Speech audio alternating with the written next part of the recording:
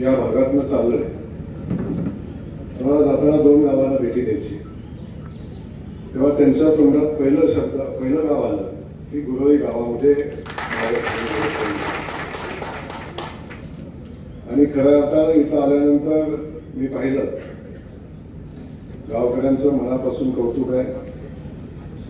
माता भगिनी असतील, आपण सगळेजण असाल, खास करून तशांचे आपण असाल, गावचे सरपंच, सगळे बॉडी, आणि हे गाव घडवत असताना ज्या ज्या लोकांचा हात प्रत्यक्ष अप्रत्यक्ष लागला त्या सगळ्यांचं मी मनापासून या ठिकाणी कौतुक करतो, मनापासून अभिनंदन करतो. आपल्या सगळ्यांच्या सहभागाशिवाय यातलं कुठलंच काम शक्य झालं नसतं. आणि खऱ्या अर्थानं मुख्यमंत्री समृद्ध पंचायत राज अभियान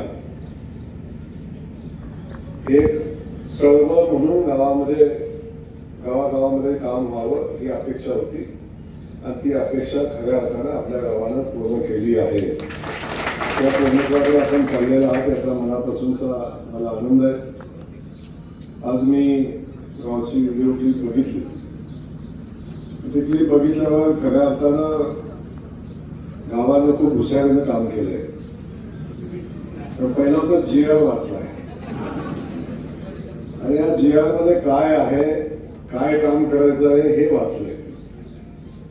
आणि त्या GRच्या अनुषंगानं प्रत्येक गोष्टीवर काम करायचा प्रयत्न केला आहे. मला माहिती आहे की गावानं सगळ्याच गोष्टी मलाही दाखवलेल्या नाहीत. त्याच्या मागची कारणं वेगळी आहे. आणि जसं तुम्ही या गावचं काम करता, मी एका गावखेड्यात राहणारा मुलगा आहे, सामान्य शेतकऱ्याचा मुलगा, रेशनिंग दुकानदाराचा मुलगा. माझ्या मागे इतर भूगोल काहीच नाही. सामान्य कुटुंब ही माझी पार्श्वभूमी आहे. 2009 साली पहिल्यांदा विधानसभेची निवडणूक लढवली, अपक्ष म्हणून लढवली. तर मला तिकीट कोणीच दिलं नसतं. तिकीट देण्यासारखं माझ्याकडे काहीच नव्हतं. तर मला सिद्ध करायचं असेल तर मला उभं राहणं आवश्यक होतं. उभं राहिलो, निवडून आलो, आणि 2009 पासून आतापर्यंत सातत्यानं निवडून येते. ज्या तालुक्यात माझा जन्म झाला तो मानखटाव तालुका, ज्या तालुक्याला फक्त दुष्काळी तालुका आणि मागासलेला तालुका 2च वाटते. कधी मानखटावचं नाव घेतलं तर समोरच्याचा चेहरा बघितलं की ओळखून जायचं की या तालुक्याची अवस्था काय आहे. त्या तालुक्यात माझा जन्म झाला, आणि मी संकल्प केला की मला माझ्या मातीला लागलेला दुष्काळी माती म्हणून जो कलंक आहे तो पुसायचा आहे. मला माझ्या मातीतनं कॅनलचं पाणी वाटायला बघायचं आहे. मला माझ्या शेतकरी बांधवांच्या शेतामध्ये ऊसाची शेती झालेली बघायची आहे. आणि मला माझ्या तालुक्यात कारखान्याचं डोळ्याला भेटलं बघायचं आहे. पुन्हा 3 वयाचा अजेंडा आला होता, आणि त्या अजेंड्यात माझ्या तालुक्याचं भविष्य बदलण्याची क्षमता होती. त्या दुष्काळी तालुक्यात जिथं ऊसाचं काढलं, तुळशीवाशीच्या लग्नाला मिळत नव्हतं, बाजूच्या नदीकडच्या गावातनं ट्रॅक्टर आणायचा, बाजारपेठांवर सोडायचा, एक ऊस विकत घ्यायचा आणि जाऊन तुळशीवाशीचं लग्न करायचं. या तालुक्यात माझा जन्म झाला. आज सांगायला अभिमान वाटतो की माझा मानखटाव दुष्काळमुक्तीकडे चालला आहे. ज्या तालुक्यात ऊसाचं काढलं, तुळशीवाशीच्या लग्नाला मिळत नव्हतं, तिथं 5 साखर कारखाने आहेत, आणि 5 साखर कारखान्याला पुरेल एवढा ऊस तालुक्यातनं भेच्या कारखान्याला जातो. आणि आज मी शेवटचा संकल्प केलाय आहे की इथून पुढची कुठली निवडणूक पाणी कशावर लढणार नाही. आज मला तुम्ही प्रशांतजी जे बंधारे दाखवले, तो सिमेंटचा बंधारा 2011 साली सिमेंट बंधारा ही संकल्पना नव्हती. 2011 साली कृषी खात्याच्या माध्यमातून आपण दगडी बंधारे बांधायचो, बरोबर ना? तेव्हा कॉन्क्रीटचा बंधारा ही संकल्पना नव्हती. कॉन्क्रीटचा बंधारा ही संकल्पना जयकुमार गोरेची आहे. पहिल्यांदा कॉन्क्रीटचा बंधारा बांधण्याचा संकल्प केला, आणि मी पहिला बंधारा बांधला त्यावेळी पृथ्वीराज चव्हाण मुख्यमंत्री होते, आणि 7 लाखाचा बंधारा होता. 7 लाखाचा 7 लाखाच्या बंधाऱ्यात काम झालं होतं फक्त 5 लाखाचं.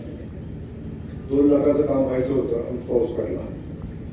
त्याच वेळी मी मुख्यमंत्र्यांना बोलवलं होतं त्या ठिकाणी, आणि मुख्यमंत्री 2 दिवसात येणार होते. मी सहज पडलेल्या पावसात गावातल्या लोकांनी सांगितलं की फार पाणी साठलं, फारच पाणी साठलं. मी गेलो बंधाऱ्यात, तर मी चालत चालत बंधारा बघितला, चालत जवळ 400 मीटर पाणी साठलं. असं 5 लाखाच्या बंधाऱ्यात 400 मीटर पाणी साठलं होतं. सुदैवानं माझं घर हे एका तलावाच्या बाजूला आहे आणि माझ्याकडे एक छोटीशी बोट होती आणि ती बोट मी मागवून घेतली आणि त्या बंधाऱ्यात टाकली आणि त्या बंधाऱ्यात मी साधारण 400 मीटर ती बोट चालवली. ती बोट 400 मीटर चालवल्यावर माझ्या डोक्यात कल्पना आली की या बोटीमध्ये मुख्यमंत्र्यांना बसवायचं आहे. त्या बोटीत मुख्यमंत्र्यांना बसवायचं आहे. प्रोग्राम नव्हता, शेड्यूल मध्ये नव्हतं.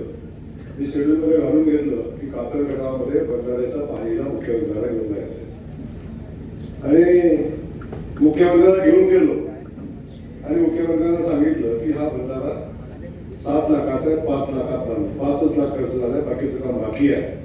बंधाऱ्यामध्ये एवढं पाणी साठलंय. माझी इच्छा आहे की तुम्ही या बोटीत बसावं.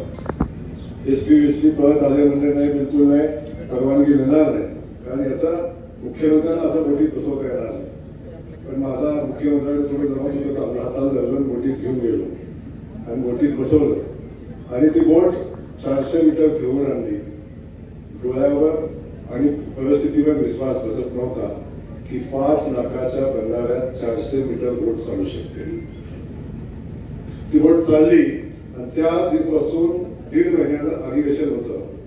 मी तो संकल्प मांडला की या बंधाऱ्याच्या जेव्हा बंधारा आपण बांधतोय, एक बंधारा बांधून उपयोग नाही. पावसाचं पडणारं सगळं पाणी जे जसं येत होतं तसंच वाहत होतं, तसंच ते वाहून जात होतं. हे पाणी जर गावागावात आणवायचं असेल त्याला सिव्हिल ऑफ बंधारा, साखळी सिमेंट बंधारा, ही संकल्पना पहिल्यांदा अस्तित्वात आणली. अजितदादा अर्थमंत्री होते. पहिल्यांदा बजेटला साखळी सिमेंट बंधाऱ्याला पहिली तरतूद झाली, नवीन हेड निर्माण झालं.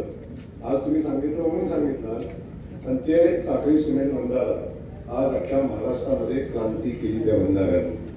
तो साखळी सिमेंट बंधारा आपण आज बघताय की साखळी पहिल्या बंधाऱ्याचं पाणी दुसऱ्या बंधाऱ्याला, दुसऱ्या बंधाऱ्याचं पाणी तिसऱ्या बंधाऱ्याला, आणि किमान सगळं पाणी आलं तर पूर्वी जेवढं पाणी होतं त्याच्यापेक्षा 3 महिन्यात आधीचं पाणी गावाला मिळतं, 3-3.5 महिना अधिक पाणी मिळतं. हा विषय आहे. त्यामुळे यातून एक चळवळ उभी राहिली. त्यानंतर ही कल्पना सातत्यानं माझ्यासोबत आहे. कारण आपण बघितलं आरोग्य देवेंद्रजींनी जलयुक्त शिवारची चळवळ आहे आणि जलयुक्त शिवारसोबत पाणी फाउंडेशन मध्ये आमिर खान आले आणि एक पाणी आलवण्याची, पाणी जिरवण्याची एक मोठी चळवळ जी जनसहभागातून लोकसहभागातून उभी राहिली. तुम्हाला सगळ्यांना माहिती होतं जलयुक्त शिवार होता आहे. जलयुक्त शिवारची चळवळ उभी राहिली आणि त्या चळवळीमध्ये सगळ्यात जास्तीचं काम कुठं झालं असेल तर ते माझ्या मानखटावच्या तालुक्यात झालं.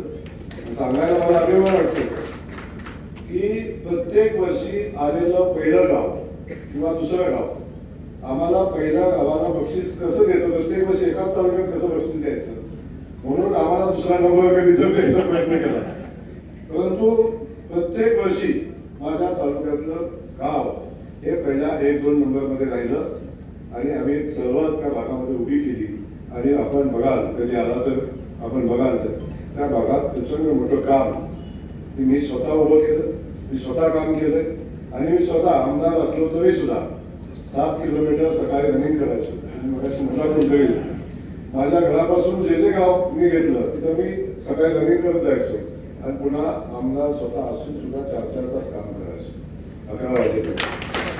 ते चळवळ उभी राहिली, ते यशस्वी झालं. आज आपल्याला मला सांगताना आनंद वाटतो की जेव्हा हे गाव मी बघितलं तेव्हा मला माझं पाणी फाउंडेशन मध्ये पहिलं आलेलं टाकेवाडी गावाची आठवण येते. त्या ठिकाणी झालेलं काम आपण बघितलं जलसंधारणाचं प्रचंड मोठं काम, म्हणजे ना बोलतो ना भविष्यात अशा पद्धतीचं काम त्या ठिकाणी झालं होतं. आज त्याच पद्धतीचं काम या गावामध्ये आपल्याकडून होते. प्रशांतजी, तुम्हाला तुमचे सरपंच, तुमची सगळी बॉडी, खास करून गाव आले.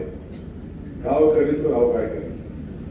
ज्या दिवशी गाव ठरवतं, ज्या दिवशी लोकसभा उभी राहते, जेव्हा गावाने ठरवलंय तेव्हा 100% काम यशस्वी होतं. मंत्र्यांनी ठरवलंय पण अभियान यशस्वी होत नाही.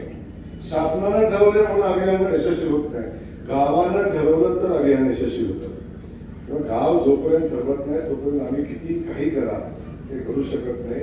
आज मुरळी गाववाल्यांना मनापासून धन्यवाद देतो की आपण गावकऱ्यांनी ठरवलंय गाव बदलायचं, तेव्हा गाव बदलताना आपण सगळेजण पाहतो. या ठिकाणी अनेकांची नावं घ्यायला अपेक्षित तुम्ही नावं घेतली नाही, मला पुढच्या गावात भेट द्यायला जायचं. आता मी सगळा बोलणार नाही, पण हा मूळ जो विषय होता की गावानं काय करावं. जेव्हा मी ग्रामविकास खात्याचा मंत्री झालो, कलशेट्टी साहेबांना मी धन्यवाद दिले. या माणसाने प्रचंड ग्राम विकासाची चळवळ सातत्याने त्यांनी उभी केली. आवा असल्यापासून आव्हांच्या पासून आतापर्यंत प्रत्येक कामात ते होते. सगळ्यात पहिल्यांदा मी त्यांचा सल्ला घेतला, उपरदावजीचा सल्ला घेतला, घरी त्यांनी प्रत्यक्षात गावात काम केलं त्यांचा सल्ला घेतला आणि त्यांच्यासोबत मीही काम केलं. फक्त मी समाज सुधारक नव्हतो, मी राजकारणी होतो. तेव्हा मला एक थोडंसं नॉलेज होतं. आम्ही सगळ्यांनी मिळून एक मॉडेल तयार केलं आणि यातून मला सांगायचं काय आपल्या सगळ्यांना, समृद्ध पंचायत राज अभियान याचा मूळ उद्देश शासनानं गावासाठी लोकांसाठी राबवलेल्या सगळ्या योजनांची 100% अंमलबजावणी. बाकी काय, बाकीचं सगळं होतंय. शासनानं लोकांच्यासाठी ज्या ज्या योजना राबवलेल्या आहेत त्या योजनांची 100% अंमलबजावणी करणारं गाव म्हणजे समृद्ध पंचायत राज अभियान हे गाव. आता तुम्ही म्हणाल हे कसं काय, ज्या ज्या शासनाच्या योजना आहेत याच्या पलीकडे तुम्ही काय केले, काहीच नाही केलं. फक्त ती एवढ्या योजना शासनाच्या आहेत त्याची अंमलबजावणी झाली पाहिजे.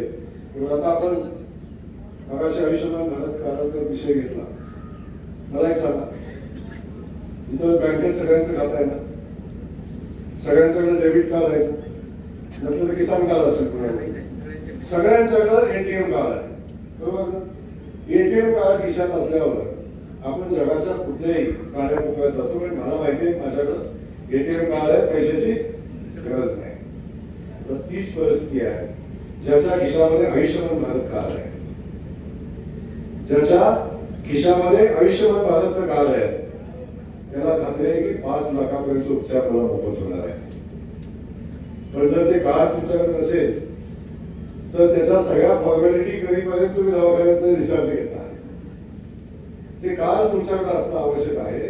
ही शासनाची योजना आहे की 5 लाख रुपयेचं कार्ड आहे ते, 5 लाख रुपयेचं. गावाला धन्यवाद की तुम्ही 90% लोकांचं कार्ड काढलं. आता ज्या दवाखान्यामध्ये ती स्कीम आहे त्या कुठल्याही दवाखान्यामध्ये गेला तर तुम्ही उपचाराशिवाय परत येणार नाही. हेच काम करायचं, दुसरं कुठलं काम करायचं सांगितलं. ज्या गावाच्या योजना आहेत, आज तुम्ही बघितलं शाळा समृद्ध करा. शाळा समृद्ध करा म्हणजे काय करा, घर समृद्ध करा म्हणजे काय करा. तर शाळा समृद्ध करत असताना नव्या युगामध्ये ज्या पद्धतीचं शिक्षण विद्यार्थ्यांना अपेक्षित आहे ते शिक्षण देणारी सगळी यंत्रणा उभी करा. ती गावानं चळवळी उभी करावी, गावानं संधानात उभी करावी. शासन तर देतच ना. शाळा कोणी बांधली, काय महान मी मगाशी भाषण ऐकून येताना आधी मला आमच्या कांबळे साहेबांनी दाखवलं की म्हणे या अभियान आहे, या अभियानामध्ये शासन पैसे कुठे देते, लोकांना काम करा म्हणते. शासन कुठे पैसे देते, लोकांना काम करा म्हणते. तर शाळा कुणी बांधली, कुणी बांधली, ग्रामस्थांनी सरकारनं बांधली ना. आमचं कुठं हे म्हणणं आहे तेव्हा त्या शाळेला जेवढं आपण जपू, जेवढं आपण आपल्या घराला जपतो, पण मुलगा कोणाचा शिकणार आहे. तुम्हाला वाटतं ना तुमच्या मुलाला चांगलं शिक्षण मिळावं, एवढं जरी मनात आलं की माझ्या मुलाला चांगलं शिक्षण मिळतं मिळावं, माझा मुलगा तिथं शिकतो, ती रूम स्वच्छ असावी, चांगली असावी, कलर दिलेला असावी, कॉम्प्युटर असावा, बोर्ड पुढे चांगला असावा, एवढंच विषय आहे. त्या छोट्या मोठ्या गोष्टी आहेत, बाकी सोडून द्या. गावची स्मशान आयुष्यभर संघर्ष केला, संघर्ष जीवन जगण्यासाठी सगळा संघर्ष केला. एवढा सगळा संघर्ष केल्यानंतर एवढं घर बांधलं, 2 मजली 1 मजली स्लॅबचं नव्हतं तरी घरकुल बांधलं आणि सगळं बांधल्यानंतर एवढा चांगल्या घरात जाताना चांगल्या ठिकाणी जावं की नाही जावं, जाताना चांगल्या ठिकाणी जावं एवढीच इच्छा आहे की जाताना सुद्धा तू चांगल्या ठिकाणी गेला पाहिजे. आणि स्मशानभूमीत आपण बघतो काय अवस्था असते. एवढ्या छोट्या छोट्या अपेक्षा, खूप मोठ्या अपेक्षा आहेत असं काही नाही. हे म्हणजे खूप मोठं आव्हान अभियान नाही. खूप छोट्या छोट्या गोष्टी आहेत. गावातला बचत गट असेल, महिलांना संघटित करायचं काम असेल, या छोट्या छोट्या गोष्टीवर आपण बारकाईने काम केलं तर मला वाटत नाही. तर शाळेत बघतो आपण अनेक शाळांचं वीज बिल कापलं, लाईट कापली. आपलं काय म्हणणं आहे, तुमच्या शाळेचं लाईट बिल वीज कापायची गरज देऊ नका. सोलर गावात ठरवलं, सोलर शाळेवर बसवायचं काय अवघड आहे, काय अवघड. अरे असं इलेक्शन लागलं 5 लाखाचं कर्ज काढून 2 लाखाचं काढतो, बरोबर नाही. असं इलेक्शन लागलं तर खाली मागं पुढं बघतच नाही. पण शाळेला 5,000 रुपये देताना पाक अगदी जीव जातो. ही परिस्थिती आहे, तुम्ही बघा. त्यामुळे यात खूप छोट्या छोट्या गोष्टी आहेत. तर शाळेला एकदा सोलर बसवला तर पुन्हा शाळेला लाईट बिल भरायची वेळ येणार. कायम गावाची ग्रामपंचायतीची कनेक्शन होती. लाईट बिल भरलं नाही, मग पिढीला फोन कर, आमदाराला फोन कर, जिल्हा परिषदेला फोन कर, आमचं लाईट बिल कंप्लेंट होणं म्हणून सांगा.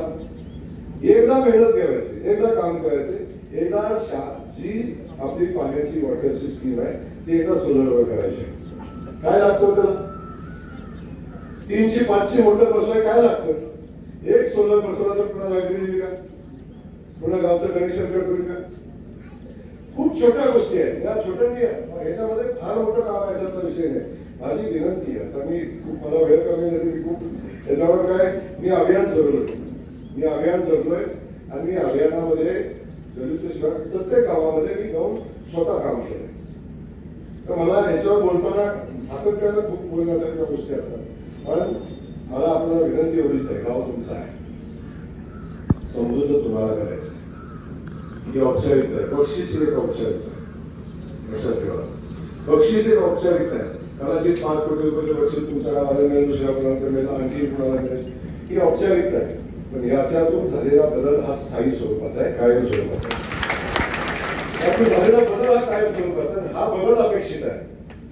बक्षिसाची रक्कम हे बरोबर आहे, हे बरोबर आहे. बरोबर लोकांनी काम करावं, शेवटी काहीतरी उद्दिष्ट असतं. 10वी पास झाला पाहिजे, डिस्टिंक्शन मध्ये झाला पाहिजे. म्हणून काय कोणी काय सांगत असतो, तू 10वी पास हो तुला घड्याळ देतो, तू 10वी पास हो तुला गाडी देतो, सांगत असतं ना. फक्त चांगल्या मार्गाला हो, एक बरोबर आपण देत असतो. तर त्यातून आपण आपल्या मुलाकडून अभ्यास करून तो चांगला अभ्यास करावा ही भावना असते, तीच भावना आमची. माझी विनंती आहे निमित्ताने, प्रशांतजी तुम्हाला मनापासून तुमचं कौतुक करेल. सगळ्या माझ्या सरपंच, उपसरपंच, आमचं सरपंच, सगळ्या गावाचं मनापासून कौतुक करेल. तिथे एक लक्षात घ्या, काम किती झालं हा विषय महत्वाचा नाही, काम झालं का नाही हा विषय महत्वाचा आहे. तुमची भावना काम करायची होती का हे महत्वाचं आहे. त्यामुळे प्रत्येकाला नंबर येणार आहे का? येणार का प्रत्येकाला नंबर? नाही येणार. नंबर राज्यात एखादाच पहिला येणार, दुसरा, तिसरा, चौथा. यावेळी आपण काय केलं, आमच्या कन्सल्टी साहेबांची कल्पना, भाऊ तुम्ही राज्यात 5 गावं निवडा, 5 गावाला बसून द्या. पण अशी अनेक गाव आहेत की ज्या तोडीची होती 19-20 जणांनी गाव मागे राहिलं. आपण प्रत्येक चांगल्या गावाचा सन्मान केला पाहिजे. म्हणून आम्ही तालुक्यातनं 5 गाव, जिल्ह्यातलं 5 गाव, विभागातलं 5 गाव, मग राज्यात 5 गाव, ह्यालाही आम्ही त्या ठिकाणी बक्षीस ठेवलं. एवढं नाही थांबलो आपण. जो पंचायत समितीचा चांगलं काम करेल, ती पंचायत समिती राज्यात 1 नंबरची, 2 नंबरची, 3 नंबरची, 4 नंबर, तर त्याही लोकांनी याच्यामध्ये भाग घेतला पाहिजे. जी जिल्हा परिषद चांगलं काम करेल तिलाही आपण राज्यामध्ये पहिलं बक्षीस दिलं, दुसरं दिलं, तिसरं दिलं. एवढं बक्षीस महाराष्ट्राच्या इतिहासामध्ये कधीही नव्हतं, कधीही नव्हतं. 5 कोटी कशाला म्हणतात? मी माझ्या टाकेवाडी गावाला ते 1 कोटीचं बक्षीस मिळालं तरी आम्हाला 1 कोटीचं पहिलं बक्षीस होतं. मी बँकेतच टाकलंय, त्याचा व्याजच खर्च करायचं, बाकी खर्च करायचा नाही. त्या व्याजावर चालतं सगळं. तेवढं व्याज, ग्रामपंचायत उत्पन्न किती आहे गावचं? 1.5 नाही तर 2 लाख, 2.5 लाख. व्याज किती येतं? 9 लाख आहे. व्याज किती येतं? 9 लाख. त्याच्यापेक्षा तिप्पट उत्पन्न ग्रामपंचायतीचं त्या ठिकाणी होतं. माझं सांगणं आपल्याला एवढं आहे, आपण जे काम मी बघितलंय, ज्या गोष्टी बघितल्या, बोलण्यासारखं गावात आणि खूप करायचं आपण सोलर. आज इच्छा आहे गाव फक्त सोलरवर असावं, गावचे रस्ते चांगले असावे, गटर व्यवस्था चांगली असावी, बरोबर ना, गावात लाईटची व्यवस्था असावी, CCTV असावी, शाळेत CCTV असावे. आता तुम्ही सगळेजण बघता शासन पगार देतं शिक्षकांना, किती देतात? 70,000, 80,000, 90,000, लाख, किती? बरोबर ना. आपल्या जिल्हा परिषदेच्या शाळा आपण शेट्टी साहेब बघितलं तर 80-90,000 रुपये पगार. शाळेतलं दोन्ही शिक्षक नवरा बायको दोघेही शाळेत शिकवतात, बरोबर आहे? पगार किती दोघांचा मिळून? 1,80,000. वर्गात कुठं शिकतो? कुठं? इंग्लिश मीडियमला. तिथला शिक्षकाला पगार असतो 10,000, 12,000, 13,000. 13,000 रुपये पगार घेणाऱ्या त्या शिक्षिकेवर आमच्या 80,000 पगार घेणाऱ्या शिक्षकाचा विश्वास आहे, पण आपल्या स्वतःवर नाही.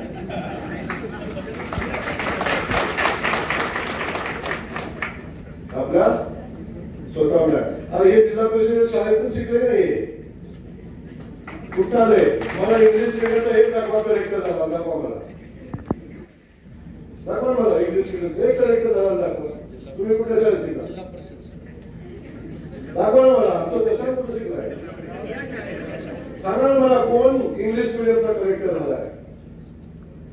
मला शिक्षणाचा टीका नाही करायचं, पण एक गोष्ट कधीतरी आपण समजून घेतली पाहिजे. एक गोष्ट कधीतरी समजून घेतलं, या गोष्टी जोपर्यंत आपण सर्व सांगणार तोपर्यंत आपलं काही होणार नाही. तुम्ही किती काही म्हणा, कीर्तन सांगणं सोपं असतं, कीर्तन सांगितलेलं अंमलबजावणी करणं महाराजाला पण अवघड असतं. खरं एवढं आहे, महाराजांचं टीका नाही करत, समजून घ्या, वस्तुस्थिती समजून घ्या. महाराज आता आपण बघतो सातत्यानं महाराज केव्हा कीर्तनाला उभे राहतात तेव्हा काय सांगतात? काय सांगतात की बाबा तुझं भांडण होतं, मनोहराची कडे काढली नाही, हे झालं नाही, आप घेतला नाही, जेवायला वाटलं नाही, भांडण आपण करायचं. पण महाराज कीर्तन जाऊन सांगून जेव्हा जातात तेव्हा कडे उभे होतात का?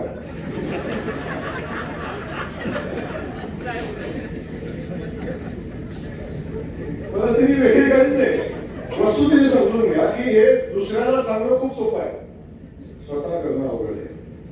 माझं म्हणणं आहे स्वतः करण्याचे अभियान आहे, स्वतः काम करायचे अभियान आहे. हे अभियान आपल्याला स्वतःसाठी करायचंय, माझ्या गावासाठी करायचं. ज्या दिवशी म्हटलं ना की मी माझ्यासाठी करतोय, मी माझ्या गावासाठी करतोय, त्या दिवशी अभियान सक्सेस होणार. हे अभियान या गावामध्ये सक्सेस होतं पहिल्या महिन्यापासून झालं. खूप चांगलं अभियान आपण हातामध्ये घेतलं, खूप चांगलं काम आपण करताय. आता मी ते बघितलं आणि तुम्ही एकदा सर्च करा, टाकेवाडीचे असंच एक व्हिडिओ आहे, असंच प्रेझेंटेशन आहे, ते एकदा काढून बघा, ते पण काढून बघा. असं अनेक आहे ते आता युट्यूबवर गेला तर मी जाईल मला सांगून पाठवतो, ते बघा. तेव्हा मला माझ्या डोळ्याच्या समोर मी केलेलं गाव मला आठवलं. ते गाव आजही बघितलं, आज तुम्ही गावात गेला ना, त्या गावात गेल्यावर असं म्हणजे काही वाटतच नव्हतं. आज त्या गावात गेलं तर घरापेक्षा मोठी झाड होती आहे. ग्रामपंचायतीला जाताना पाणी, गावात पाणी कमीच पडत नाही, अजून पाण्याचं पाणी मी घेऊन गेलोय, आता पुढचे पाणी घेतलं. तर या सगळ्या गोष्टी खूप चांगल्या पद्धतीने आपण सगळ्यांनी कराव्या ही भावना या निमित्ताने. मी कीर्तन सांगायला आलो नाही, मी फक्त येण्याचं कारण काय, दुर्दैव माझं असं आहे की अख्खं अभियान मी ठरवलं की 4 महिना घरी जायचं नाही. झालं असं अभियान डिक्लेअर केलं ना, आचारसंहिता लागली, पहिली नगरपालिकेची लागली, पुन्हा महापालिकेची लागली, पुन्हा जिल्हा परिषदेची लागली, आणि आता आचारसंहिता संपली, अधिवेशन चालू झालं. त्याचा आतापर्यंत माझं किमान 400 गावात झाले असते. मी ठरवलं की लोक अभियान होत नाही, तोपर्यंत गावागावात जाणं. तुझी एक आहे, मी आज आलो, माझ्या एरियात काय होतं, बाजूची आणखीन 4 गावं आणखीन कामाला लागतात, तुम्ही आणखीन काय करताय ते बघता. या सगळ्या गोष्टी येण्याने काही फार मोठं होत असं नाही, परंतु मोटिवेशन आहे लोकांमध्ये, अजून प्रेरणा येते. आपण केलेलं काम बघायला कोणीतरी येते याचा खास करून हे असतं. काय इच्छा असते सगळ्यांची, बापाची इच्छा काय असते, सगळ्यांना एवढंच म्हणावं की बापाने माझं शिकवलं मला, खरं आहे. आणि कोणाची इच्छा काय असते, बापा म्हणा माझं पोरं शिकलं.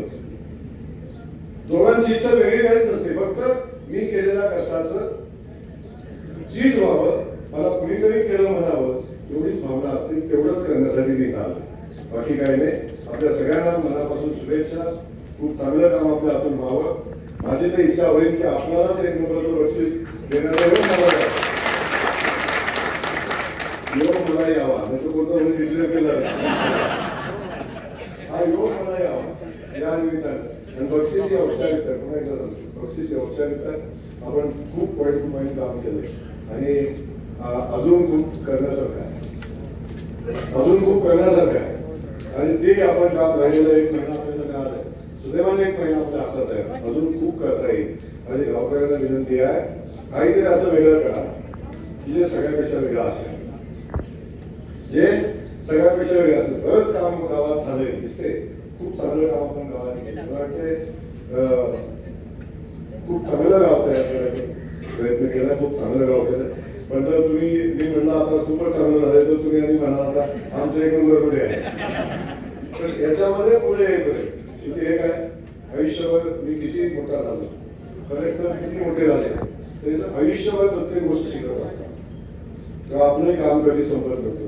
जेव्हा बंधारा बांधला तेव्हा वाटलं पाण्याचा प्रश्न सुटला का, पाण्याचं कमी झालं, पण लगेच काय झालं, मोटर वाढल्या, ती पाहिजे, लाईट टाका, नदीच्या पलीकडे जाता, पुण्याच्या पलीकडे जाता येणार पूल टाका. हे काम वाढलं ना. एक काम जेव्हा आपण उभं करतो तेव्हा 3 कामं अधिक वाढत असतात, लक्षात ठेवा. तेव्हा असं कधी थांबत नाही. मंदिराला सभागृह दिला की शिखर द्या, साईडच्या भिंती बांधा, हे कधी थांबणार नाही, हे कधीच थांबणार नाही. या सगळ्या गोष्टी आपण करू, एवढंच या ठिकाणी मी सांगेन. आपण गाव म्हणून खूप चांगलं काम करत आहे. तर प्रशांतजी, आता मी ग्रामविकास खात्याचा मंत्री आहे, आता तुम्हाला देतो लास्ट वीक किंवा मी तुम्हाला मोटिवेशन करतो, पण हे काय, तुम्ही असंच काम करत राहा. जेवढी कामं गावात राहतील, जेवढी कामं गावात राहतील ती सगळी जबाबदारी माझी.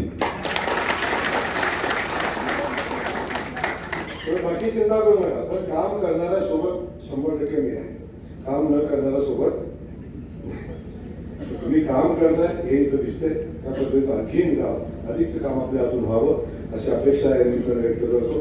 मनापासून आनंद या ठिकाणी झाला, आपल्याला भेटल्याचा आनंद झाला, एक चांगलं गाव बघितल्याचा आनंद झाला, आणि त्याहीपेक्षा चांगल्या माणसाला भेटल्याचा आनंद झाला, काम करणाऱ्या माणसाला भेटण्याचा आनंद झाला, याचा मनापासून आनंद आहे. व्हिडिओ असतील, आमचे तहसीलदार असतील, आमच्या प्रांत असतील, ग्रामविकास अधिकारी असतील, बचत गटाच्या आमच्या महिला असतील, किंवा तलाठी असेल, कोतवाल असेल, सगळ्या लोकांचं योगदान असेल. मग खरं सांगू, गावात शासकीय, एका गावात शासकीय माणसं किती असतात, केला हिशोब तुम्ही,